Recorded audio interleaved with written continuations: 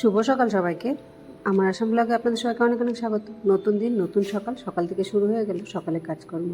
একদিকে করলা আলু ভাজা, আরেকদিকে আবার ছানার বড়া করে আলু দিয়ে তরকারি। বাইরের ওয়েদারটা কিন্তু বেশ সুন্দর, বৃষ্টিও হচ্ছে, হাওয়া দিচ্ছে। আর এই পাশে বিল্ডিংটা হওয়ার জন্য আমার বেডরুমটা পুরো অন্ধকার হয়ে গেছে, কিন্তু বাইরে রান্নাঘরটা একটু আলো আছে, তবুও লাইট জ্বালাতে হয় দিনের বেলাতে। এখন নিচে বসে কাজকর্ম করলে লাইট লাগে।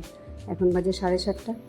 ঘরের বাসি কাজকর্ম সমস্ত কিছু শেষ। এই পাশটায় আসলাম, ফ্যানগুলো বন্ধ করে দিয়ে এবার যাই ঠাকুরের বাসনটা মেজে স্নানে যাবো। ঠাকুর ঘরটা মোছা হয়ে গেল।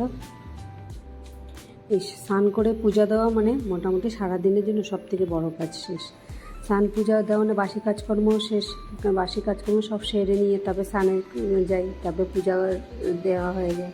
এবার খালি জলখাবার স্নানটা করে এসে পূজাটা দেবো, দিয়ে এসে জলখাবারের এটা করবো, টিফিনটা দেবো। কারণ জলখাবারও বানানো রেডি করাই আছে। রান্নাঘরের কাজ যেহেতু সমস্ত শেষ, আর এই টুকটাক ছোটো মোটো কাজ এইটুকু।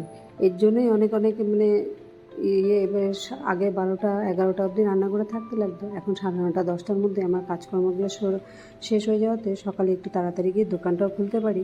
আর বাকি অফিসিয়ালি কাজগুলো যেগুলো থাকে ওগুলোকে ওই দোকানে বসে বসেই করি। আর সঙ্গে এখন আবার আরেকটা কাজ নিয়ে বসেছি, সেই কাজের মধ্যেও নিজেকে কিছুটা সময় দিতে হয়। সেই জন্য সকালবেলাটা তাড়াহুড়া করে যত তাড়াতাড়ি পারি শেষ করে নিতে হয়। স্নান পূজা সেরে এসে এবার যাই, টিফিনটা দিয়ে দিলাম। এবার জলখাবারের প্লেটে পরোটা নিয়ে নিয়েছি, একদিকে চা আছে। এবার পরোটার সাথে সেই আলুর তরকারি দিয়ে সকালে জলখাবারটা সারবো। এটা দেওয়া হয়ে গেলে এখন মা ওর টিফিনও দিয়ে দিয়েছি, ও খেয়ে নেবে। ওর আর আমারই খাওয়া দাওয়া শেষ। ও বেরিয়ে যাবে। তারপরে আজ রান্নাঘরে টুকটাক বাসনপত্র ওগুলো একটু ধোবো। আর যেহেতু এখন বেরিয়ে যাওয়ার পরে আগে তো এই দরজাটা বন্ধ করার জন্য গেটম্যানের মতো আমাকে বাইরে দাঁড়িয়ে থাকতে হয়। দরজা খোলা থাকলে এটার পিছনে আমাকে ছুটতে হবে। সেই জন্য আগে এসে দরজাটা বন্ধ করে যাই। এবার রান্নাঘরে জলখাবারের কিছু ছোটোখাটো বাসন আছে। ঘরে বসে নিজেদের কাজকর্ম করে সঙ্গে যদি আরও কিছু করা যায় বা নিজেদেরই একটা সাইড ইনকাম করা যায়, তাতে কি অসুবিধা আছে? সেটারই চেষ্টা করি সব সময়।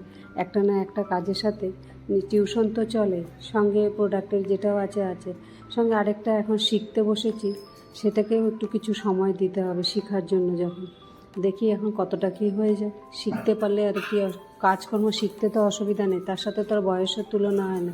যতটা পারি শিখে নেওয়ার সবসময় চেষ্টা করি। লোকে হাসে ঠিকই যে এই বয়সে এসে এখন এইসব জিনিস শিখছে বা করতে চাইছে, কিন্তু আমার মধ্যে যে শেখার ইচ্ছাটা সেটা বরাবরই রয়েছে। হয়তো চেয়েছিলাম, আবার গিয়ে পড়াশোনা আরম্ভ করতে হলো না। ব্লগটাকেও আজকের মতো শেষ করি। এখন বাজে পুরো 10টা।